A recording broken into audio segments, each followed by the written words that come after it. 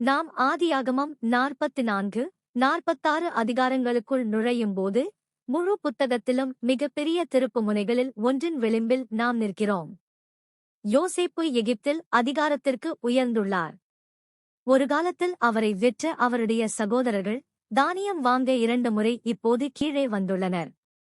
Simeon விடுவிக்கப்பட்டுள்ளார், Benjamin அவர்களுடன் வந்துள்ளார்.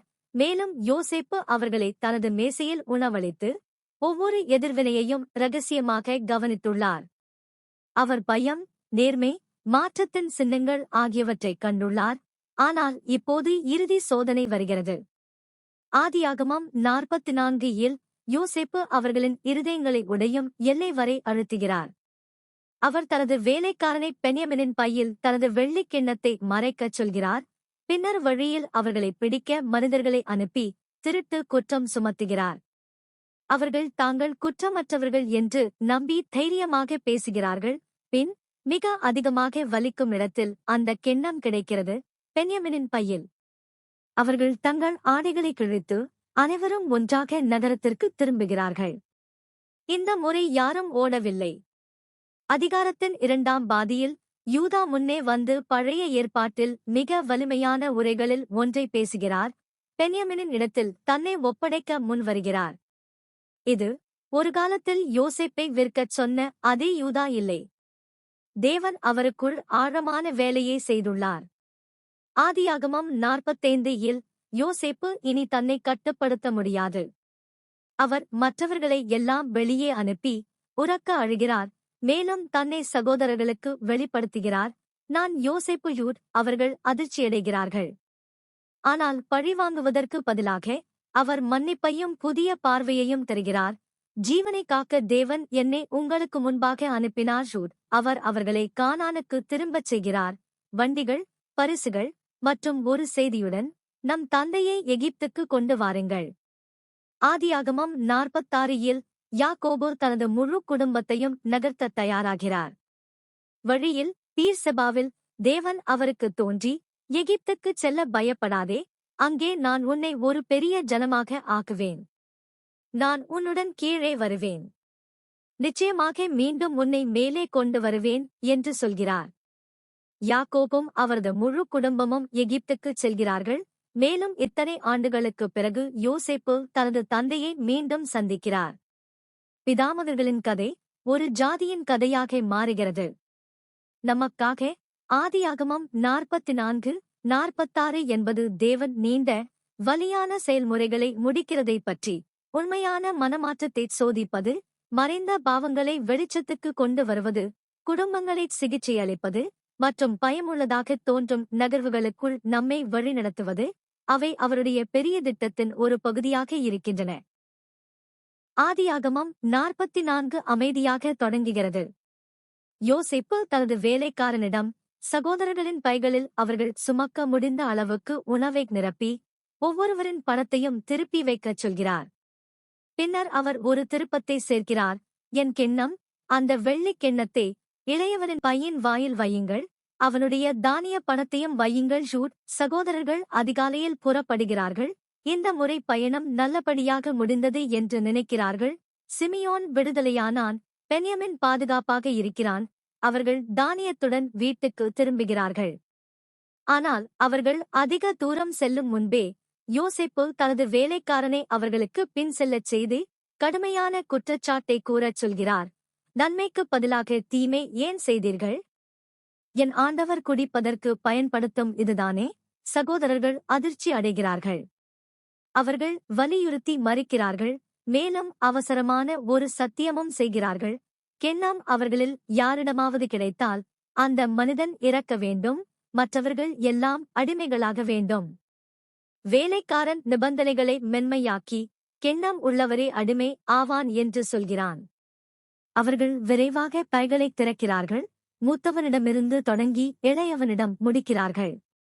பதற்றம் உயர்கிறது. கிண்ணம் பென்யமினின் பையில் கிடைக்கும்போது அனைத்தும் உடைகிறது. அவர்கள் தங்கள் ஆடைகளை கிழிக்கிறார்கள். அது ஆழ்ந்த துக்கத்தின் அடையாளம் மற்றும் அனைவரும் நகரத்திற்கு திரும்புகிறார்கள். கோட்பாடாக இது ஒரு உலோகத் துண்டை பற்றி அல்ல, இது ஒரு இருதய சோதனை. பல ஆண்டுகளுக்கு முன்பு தந்தையின் அன்பான மகன் எடுத்துச் செல்லப்படுவதை அவர்கள் பார்த்தபோது அவர்களுக்கு அதிக சிரமமாக இல்லை. அவர்கள் யோசேப்பை விற்றார்கள், ஒரு பொய்யுடன் வீட்டுக்கு சென்றார்கள்.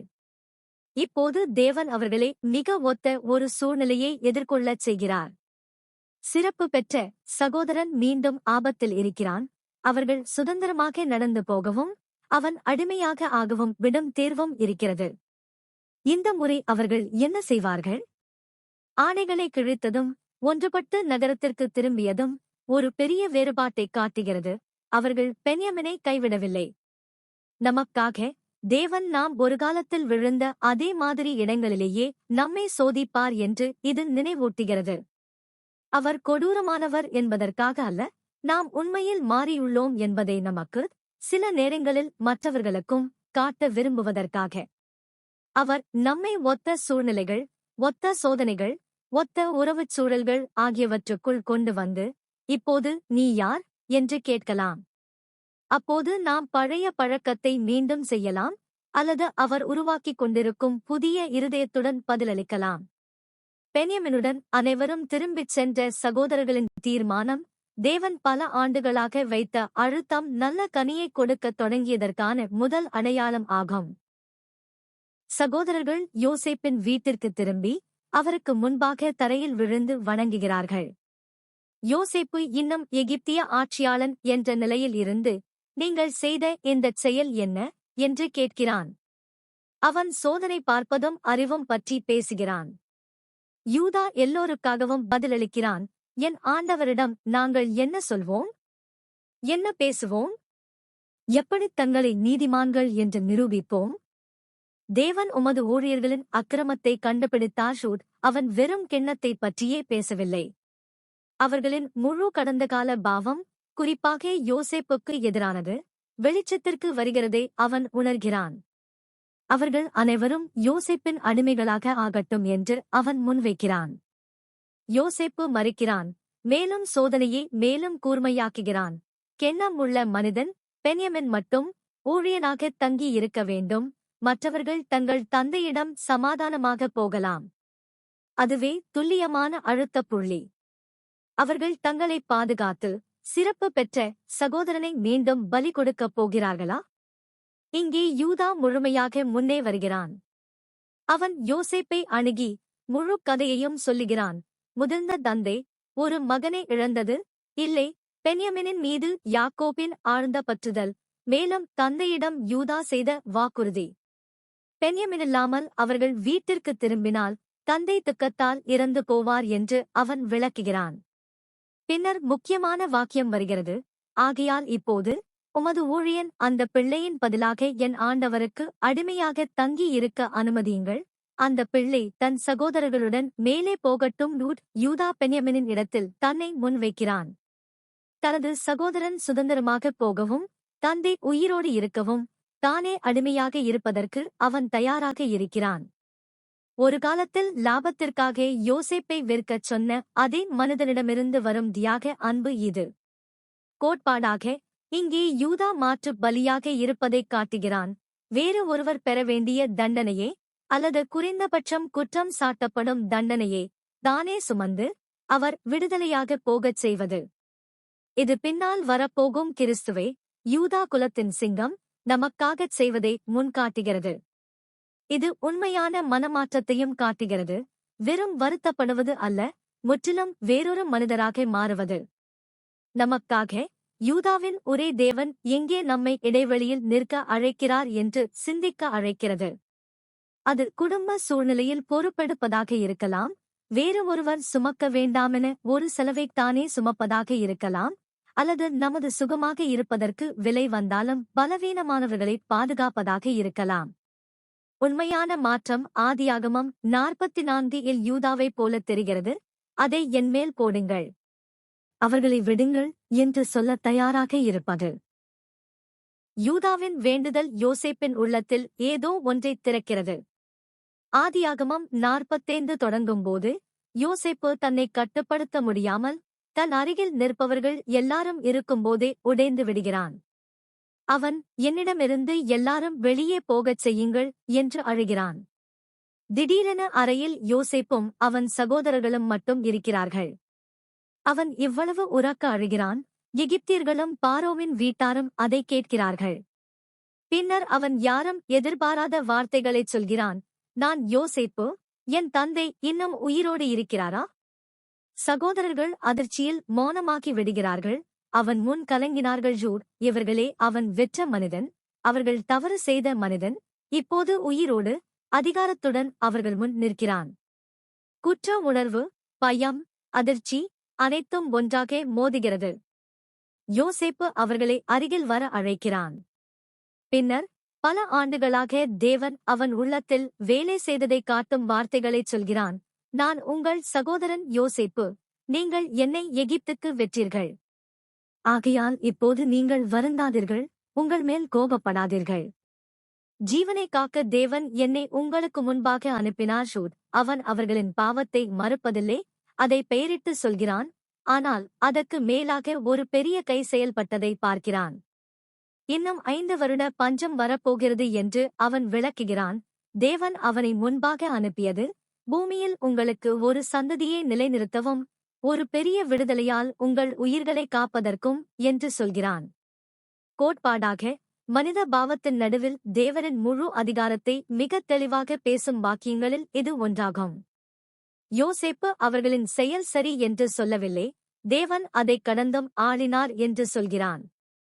அவர்கள் தீமைக்காக நினைத்ததை தேவன் நன்மைக்காக பயன்படுத்தினார். அது அவர்களின் துரோகத்தை நியாயப்படுத்தவில்லை, அதை மீட்க தேவன் வல்லவர் என்பதை பெரிதாக்குகிறது.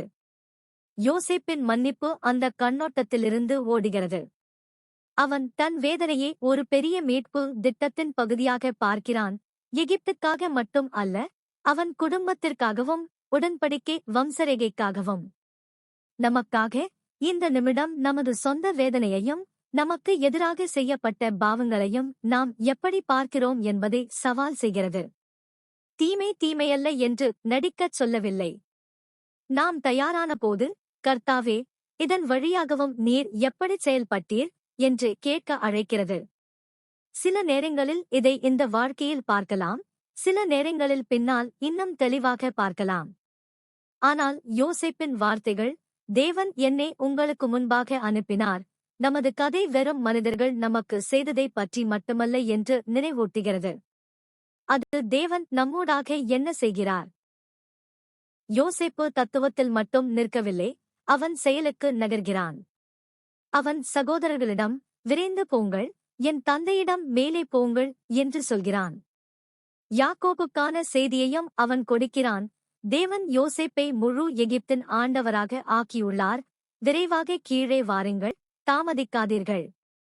யாக்கோபும் அவன் முழு குடும்பமும் கோசேனில் யோசேப்புக்கு அருகில் தங்கள் ஆடு மாடுகளுக்கு போதுமான மேய்ச்சல் நிலத்துடன் வாழலாம் என்று அவன் வாக்குறுதி அளிக்கிறான். பஞ்சம் காலத்தில் யோசேப்பு அவர்களை போஷிப்பான் என்றும் சொல்கிறான். பஞ்சம் இன்னும் 5 வருடங்கள் நீடிக்கும் என்று அவன் விளக்குகிறான்.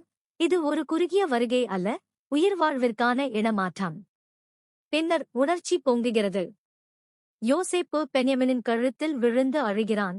பென்யமினும் அவன் கழுத்தில் அழுகிறான். நீண்ட காலம் பிரிந்திருந்த இந்த முழு சகோதரர்கள் மீண்டும் ஒன்றாகச் சேர்கிறார்கள். அதன் பிறகு யோசேப்பு தன் எல்லா சகோதரர்களையும் முத்தமிட்டு அவர்கள் மீது அழுகிறான். அதற்குப் பிறகே அவன் சகோதரர்கள் அவனுடன் பேசுகிறார்கள். பல ஆண்டுகளின் இடைவெளி, குற்ற உணர்வு, பயம், இவை எல்லாம் கண்ணீரிலும் அணைப்பிலும் குறையத் தொடங்குகின்றன. அவர்கள் இதற்கு தகுதியில்லை, ஆனால் யோசேப்பு பழிவாங்குதலுக்கு பதிலாக வெப்பத்தை கொடுக்கிறான். கோட்பாடாக இந்தக் காட்சி மன்னிப்பின் கனியை காட்டுகிறது. யோசேப்பு தன் உள்ளத்தில் மட்டும் அவர்களை விடுவிக்கவில்லை, தனது அதிகாரத்தை பயன்படுத்தி அவர்களை ஆசீர்வதிக்கிறான். நான் மன்னிக்கிறேன், ஆனால் என்னிடம் இருந்து தூரத்தில் இருங்கள் என்று அவன் சொல்லவில்லை. அருகில் வாருங்கள், அருகில் வாழுங்கள், நான் உங்களை கவனிக்க விடுங்கள் என்று சொல்கிறான். தேவன் நமக்கு தரும் மன்னிப்பும் இப்படித்தான். அவர் நம் கடனை மட்டும் ரத்து செய்யவில்லை, அவர் நம்மை தன் வீட்டிற்குள் கொண்டு வந்து நம்மை போஷிக்கிறார். நமக்காக யோசேப்பின் உதாரணம் ஊக்கமளிப்பதும் இழுப்பதுமாக இருக்கிறது. இந்த வாழ்க்கையில் முழுமையான சமரசமும் நெருக்கமான உறவும் கூட சில சூழ்நிலைகளில் பாதுகாப்பானதும் ஞானமானதும் அல்ல. ஆனால் சாத்தியமான இடங்களில் யோசேப்பு ஒரு முறையை காட்டுகிறான். முதலில் உண்மை, நீங்கள் என்னை வெற்றீர்கள். பின்னர் தேவனை மையமாகக் கொண்ட பார்வை, தேவன் என்னை அனுப்பினார். பின்னர் நடைமுறை உதவி மற்றும் மீண்டும் நெருக்கம். இது நம்மையும் ஊக்கப்படுத்துகிறது. இந்த வாழ்க்கையில் நாம் எடுத்துச் செல்லும் சில நல்ல செய்தி யாக்கோபுக்குச் சென்ற செய்தி போல இருக்கிறது. நீ இறந்துவிட்டான் என்று நினைத்த மகன் உயிரோடு இருக்கிறான். உனக்காக ஒரு இடம் தயாராக உள்ளது. ஆவிக்குரிய அர்த்தத்தில் நாம் இயேசு கிறிஸ்துவை பற்றி சாட்சி சொல்வோது நாமும் இதையே பகிர்கிறோம். உயிரோடு இருக்கும் நம் மூத்த சகோதரன், அவர் ஆளுகிறார். மேலும் வர விரும்புவோருக்காக அவர் தன் சந்நிதியில் ஒரு இடத்தை தயாரித்துள்ளார். யோசேப்பின் சகோதரர்கள் வந்தார்கள் என்ற செய்தி பாரோவின் வீட்டிற்குச் சென்றபோது பாரோ மகிழ்கிறான். அவன் முழு ஆதரவை அளிக்கிறான். இதைச் செய்யுங்கள், உங்கள் மிருகங்களை ஏற்றி போய் கானான் தேசத்திற்குச் செல்லுங்கள். உங்கள் தந்தையையும் உங்கள் குடும்பங்களையும் எடுத்துக்கொண்டு என்னிடம் வாருங்கள். நான் உங்களுக்கு எகிப்து தேசத்தின் சிறந்ததை தருவேன். உங்கள் உடைமைகள் பற்றி கவலைப்பட வேண்டாம் என்று அவன் சொல்கிறான். ஏனெனில் எகிப்தின் சிறந்தது உங்களுடையதாக இருக்கும். யோசேப்பு தனது சகோதரர்களை பயணத்திற்கான பொருட்களால் நிரப்புகிறான். அவர்களுக்கு ஆடைகளின் மாற்றுகளையும் கொடுக்கிறான். மேலும் பயணத்திற்கான உணவும் பொருட்களும் கொண்ட கூடுதல் கழுதைகளை அனுப்புகிறான். பென்யமினுக்கோ அவன் இன்னும் அதிகமான ஆடைகளையும் வெள்ளியையும் கொடுக்கிறான். அவர்களை அனுப்பும்போது அவன் ஒரு எளிய வரியைச் சொல்கிறான். வழியில் சண்டையிடாதீர்கள், அதாவது வழியில் சண்டை போடாதீர்கள். அவர்களின் வரலாற்றை அவன் அறிந்திருக்கிறான். கானானில் சகோதரர்கள் யாக்கோபிடம் திரும்பி அவன் ஒருபோதும் கேட்பேன் என்று நினைக்காத வார்த்தைகளைச் சொல்கிறார்கள். யோசேப்பு இன்னும் உயிரோடு இருக்கிறான். மேலும் அவன் எகிப்து தேசம் முழுவதையும் ஆள்கிற ஆளுநன். முதலில் யாக்கோபின் இருதயம் தளர்ந்து விடுகிறது. அவன் நம்பவில்லை. ஆனால் யோசேப்பு அனுப்பிய வண்டிகளை அவன் காணும்போது, அவர்கள் சொன்ன வார்த்தைகள் அனைத்தையும் அவன் கேட்கும்போது, அவன் ஆவி மீண்டும் உயிர் பெறுகிறது. அவன், போதும், என் மகன் யோசேப்பு இன்னும் உயிரோடு இருக்கிறான். நான் இறப்பதற்கு முன்பு போய் அவனைப் பார்க்கிறேன் என்று சொல்கிறான். பல ஆண்டுகளாக யாக்கோபு துக்கத்தை சுமந்து மிக கெட்டதையே உண்மை என்று நினைத்தான். திடீரென அவன் இறந்துவிட்டான் என்று நினைத்தது உயிரோடு இருக்கிறது, மேலும் உயர்த்தப்பட்டிருக்கிறது என்று அவன் அறிகிறான். கோட்பாடாக இந்த பகுதி தேவன் உண்மையிலேயே முடியுமா என்று தோன்றும் இரக்கத்தால் நம்மை ஆச்சரியப்படுத்த முடியும் என்பதை காட்டுகிறது. யாக்கோபு பல ஆண்டுகள் இந்த எல்லாம் எனக்கு எதிராகவே இருக்கிறது என்று உலகத்தை விளக்கிக் கொண்டிருந்தான். உண்மையில் அவன் கற்பனை கூட செய்ய முடியாத ஒரு மீட்பை தேவன் அமைதியாக தயாரித்துக் கொண்டிருந்தார். எகிப்திலிருந்து வந்த வண்டிகள் அந்த நம்ப முடியாத செய்தி உண்மை என்பதற்கான உடல் சான்று போல இருக்கின்றன. நமக்காக யாக்கோபின் எதிர்வினை மிகவும் மனிதரீதியானது. நீண்ட காலம் ஏமாற்றத்தின் கீழ் வாழ்ந்திருந்தால் நம்பிக்கை ஆபத்தாக தோன்றலாம். நாம் நல்ல செய்திக்கு அது உண்மை இருக்க முடியாது, அல்லது நான் அதிகமாக நம்பிக்கை வைத்துவிட விரும்பவில்லை என்று பதிலளிக்கலாம். ஆதியாகமம் 45 தேவன் நம்முடைய பின்னால் நாம் நினைத்ததை விட அதிகமாகச் செய்திருக்கலாம் என்று சிந்திக்க அழைக்கிறது. சில நேரங்களில் அவர் வண்டிகள் போன்றவற்றை அனுப்புவார், சிறிய உறுதிப்பாடுகள், வழங்கல், சான்றுகள். அவர் அருள் உண்மையிலேயே அவர் சொல்வது போல பெரிது என்பதை காட்ட நம்முடைய பங்கு, நமது ஆவி மீண்டும் உயிர் பெற அனுமதிப்பது, போதும் என்று சொல்லுவது, மேலும் பழைய துக்கத்தில் தங்கி விடாமல் தேவன் யாக்கோபு பயணத்தை தொடங்கும்போது அவன் வெறும் பொருட்களைச் சேர்த்து புறப்படவில்லை. ஆதியாகமம் 46 சொல்கிறது, அவன் பீர்செபாவுக்கு வந்து தன் தந்தை ஈசாக்கின் தேவனுக்கு பலிகளைச் செலுத்தினான். பீர்செபா அவன் குடும்ப கதையில் முக்கியமான இடம், ஒரு எல்லை, கிணறுகளும் ஆராதனையும் உள்ள இடம். யாக்கோபு வாக்குத்தத்த தேசத்தை விட்டு எகிப்துக்கு கீழே போக இருக்கிறான். அது பெரிய மாற்றம். பல ஆண்டுகளுக்கு முன்பு பஞ்சத்தின் போது எகிப்துக்கு போக வேண்டாம் என்று தேவன் ஈசாக்கிடம் சொன்னிருந்தார். யாக்கோபு தேவனுடைய சித்தத்தின் வெளியே காலடி வைக்கவில்லை என்பதை உறுதியாக அறிய விரும்புகிறான். அந்த இரவு தேவன் தரிசனங்களில் இஸ்ரவேலிடம் பேசி, யாக்கோபே, யாக்கோபே என்று சொல்கிறார். யாக்கோபு, இதோ நான் என்று பதிலளிக்கிறான். தேவன் சொல்கிறார், நான் தேவன், உன் தந்தையின் தேவன், நீ எகிப்துக்குக் கீழே போவதற்கு பயப்படாதே, ஏனெனில் அங்கே நான் உன்னை ஒரு பெரிய ஜாதியாக ஆக்குவேன். நான் உன்னுடன் எகிப்துக்குக் கீழே போவேன், நான் நிச்சயமாக உன்னை மீண்டும் மேலே கொண்டு வருவேன். யோசேப்பு உன் கண்களை மூடுவான். தேவன் யாக்கோபின் பயத்தையும் உடன்படிக்கை தேசத்தைப் பற்றிய கவலையையும் யோசேப்பைப் பற்றிய ஏக்கத்தையும் ஒரே செய்தியில் பேசுகிறார். எகிப்து ஒரு விலகு பாதை அல்ல, இஸ்ரவேல் ஒரு ஜாதியாக ஆகும் கருப்பை அது. இறங்கும் வழியிலும் தேவன் தன் சந்நிதியை வாக்குறுதி செய்கிறார்.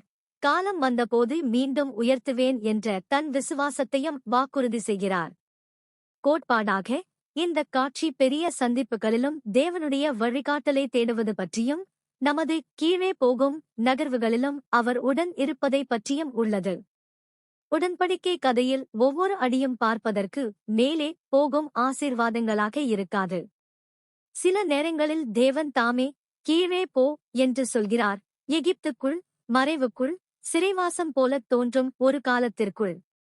ஆனால் அவர் கட்டளையிடும்போது அவர் நம்முடன் கீழே போவேன் என்றும் தன் காலத்தில் நிச்சயமாக மீண்டும் மேலே கொண்டு வருவேன் என்றும் வாக்குறுதி செய்கிறார். நமக்காக தீர்சபா தருணங்கள் பெரிய முடிவுகளின் முன் வருகிறது. இடமாற்றங்கள், வேலை மாற்றங்கள், அழைப்புகள், குடும்ப மாற்றங்கள். அந்த முடிவுகளை பயம் அல்லது வாய்ப்பின் அடிப்படையில் மட்டும் எடுப்பது எளிது. யாக்கோபு இன்னொரு வழியை காட்டுகிறான். நிறுத்து, ஆராதனை செய், கேள். அந்த நகர்வை தேவனிடம் கொண்டு வா. இது நீரா என்று கேள். அவர் பதிலளிக்கும்போது பதில் ஆம், கீழே போ என்றாகலாம்.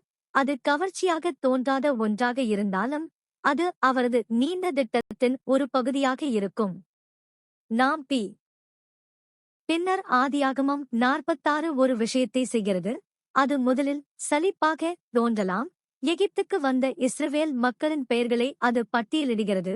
ரூபேனும் அவன் மகன்களும், சிமியோனுடையவர்கள், லேவியுடையவர்கள், யூதாவுடையவர்கள், பெரேஸ் மற்றும் அவன் மகன்களும் உட்பட, இசாக்காருடையவர்கள், செபுலோனுடையவர்கள், காதுடையவர்கள், ஆசேருடையவர்கள், இப்படியே தொடர்கிறது. தானுடைய மகன்கள், நப்தலியுடையவர்கள், பென்யமினுடையவர்கள், மேலும் எகிப்தில் யோசேப்புக்கு பிறந்த பிள்ளைகளும் கூட இதில் சேர்க்கப்படுகிறார்கள்.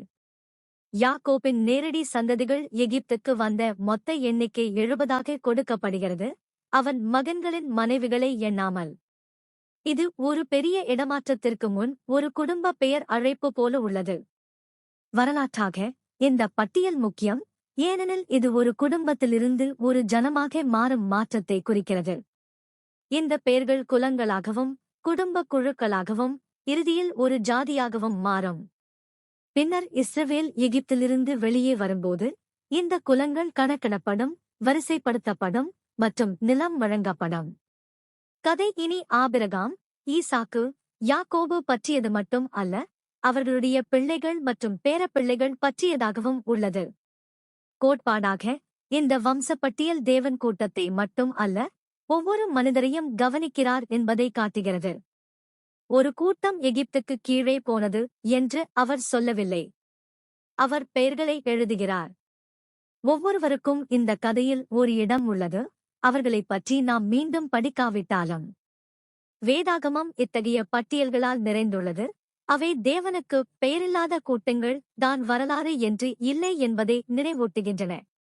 யார் எந்த வீட்டைச் சேர்ந்தவர், யார் எந்த வாக்குத்தத்தத்துடன் இணைந்தவர் என்று அவர் அறிந்திருக்கிறார். நமக்காக இது நாம் நினைப்பதை விட அதிகமாக முக்கியம்.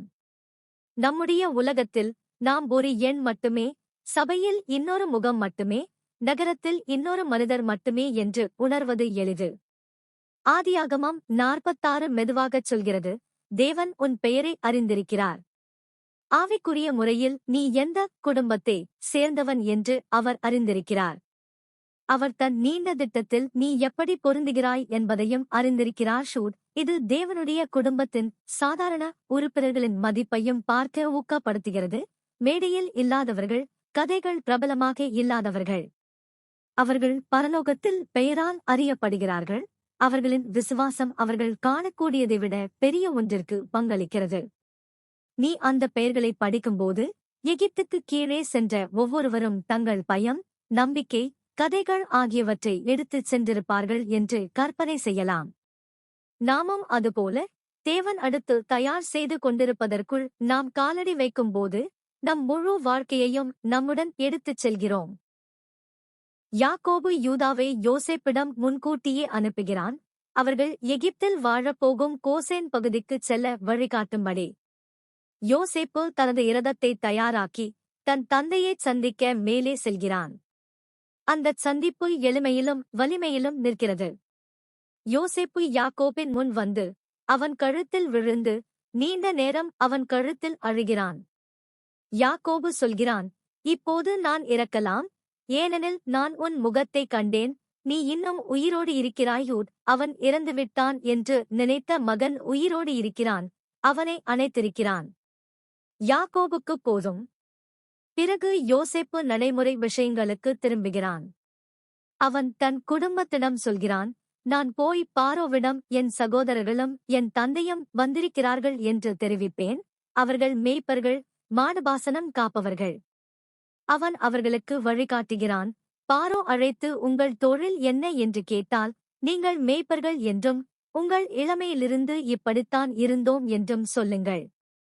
எகிப்தியர்கள் மேய்ப்பர்களை அருவருப்பாக கருதுகிறார்கள் என்பதை யோசேப்பு அறிந்திருக்கிறான். அது வியத்தகு விதமாக இஸ்ரவேலுக்கு உதவியாக இருக்கும். அது அவர்களை கோசேனில் ஓரளவு தனித்துவமாகவும் பாதுகாப்பாகவும் வைத்திருக்கும்.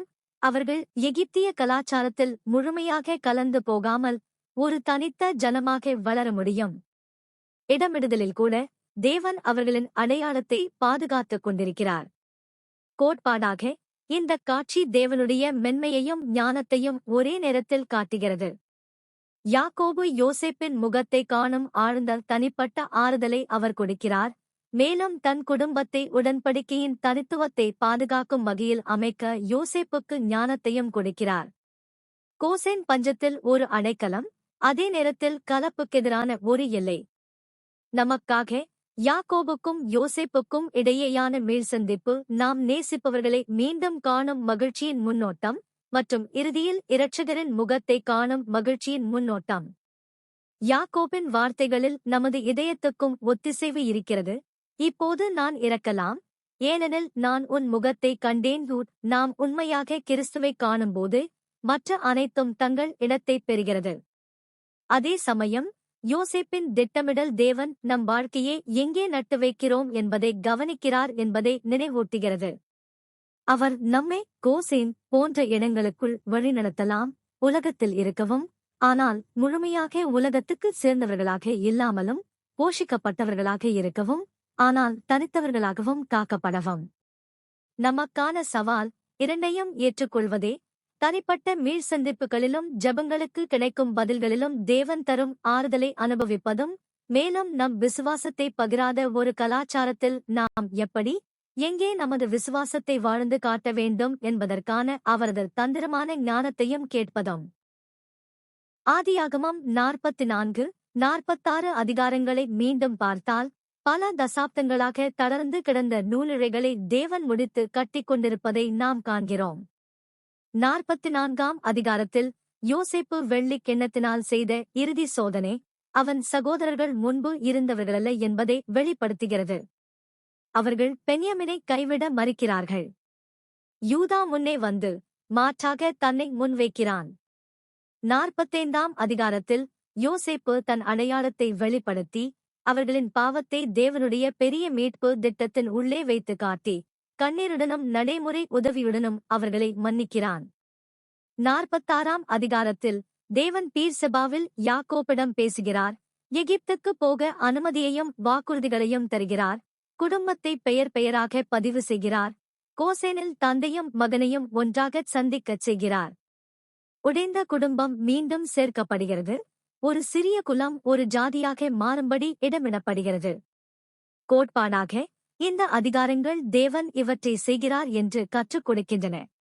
நமது பழைய வீழ்ச்சிகளைப் போலவே இருக்கும் வழிகளில் மனமாற்றத்தை சோதித்து உண்மையான மாற்றத்தை காட்டுகிறார். சுயநலமான யூதாவை வேறு ஒருவருக்காக இடைவெளியில் நிற்க தயாரான மனிதனாக மாற்றுகிறார். தீமையை மீட்கிறார், துரோகம் போன்றவற்றையும் பல உயிர்களை காப்பதற்காக பயன்படுத்துகிறார். பெரிய நகர்வுகளை வழிநடத்துகிறார். ஆபத்தாக தோன்றும் இடங்களுக்கு கீழே போகும்போது பயப்படாதே என்று பேசுகிறார். ஒவ்வொரு ஆவியையும் கணக்கிடுகிறார். தன் ஜனத்தை உருவாக்கும்போது பெயர்களையும் குடும்பங்களையும் பதிவு செய்கிறார். நமது இன்றைய நடைபாதைக்காக ஆதியாகமம் 44:46 நம்மை இவற்றுக்கு அழைக்கிறது. நாம் முன்பு விழுந்த இடங்களிலேயே தேவன் நம்மை சோதிக்க அனுமதித்து புதிய கீழ்ப்படுதலோடு பதிலளிப்பது. யூதா போல மனமாற்றத்தை ஏற்றுக்கொள்வது, பொறுப்பை ஏற்று மற்றவர்களை பாதுகாக்க நம்மையே முன்வைப்பது. யோசேப்பைப் போல நமது வேதனையை தேவனுடைய பெரிய நோக்கங்களின் வெளிச்சத்தில் காண உதவி கேட்பது. பெரிய முடிவுகளுக்கு முன் நமது சொந்த பீர்செபா தருணங்களில் கர்த்தரை நாடி அவரது பயப்படாதே என்பதை கேட்பது. எந்த குடும்பக் கதை எவ்வளவு சிக்கலானதாக இருந்தாலும் தேவன் குணப்படுத்த முடியாது என்று நம்பாமல் இருப்பது. எந்த தூரமும் அவர் மீள்சந்திப்பை ஏற்பாடு செய்ய முடியாத அளவுக்கு தூரமல்ல என்று நம்புவது. எந்த பஞ்சமும் அவர் ஒரு கோசேனை வழங்க முடியாத அளவுக்கு ஆழமல்ல என்று நம்புவது. மிக முக்கியமாக இந்த அதிகாரங்கள் மீண்டும் நமது கண்களை இயேசுவின் மேல் திருப்புகின்றன. உண்மையான யோசேப்பு தன் சகோதரர்களால் நிராகரிக்கப்பட்டும் அவர்களை இரட்சிக்க உயர்த்தப்பட்டவர். உண்மையான யூதா நமக்கான உத்தரவாதமாக இருந்து நான் மாற்றாக அதை சுமக்கிறேன் என்று சொன்னவர். நாம் தொடர்ந்து படிக்கும்போது நாம் ஒரு பழைய குடும்பத்துடன் மட்டும் நடக்கவில்லை. அதே தேவன் இன்று எப்படி சோதித்து குணப்படுத்தி வழிநடத்துகிறார் என்பதையும் கற்றுக்கொள்கிறோம்.